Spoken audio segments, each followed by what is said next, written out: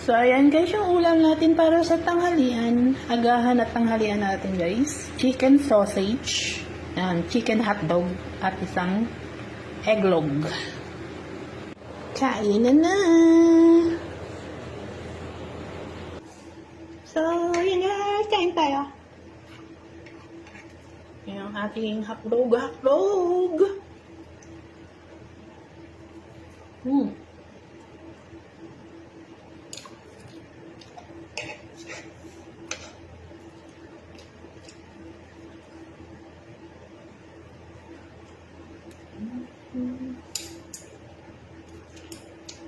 Ano tanghalian niyo guys?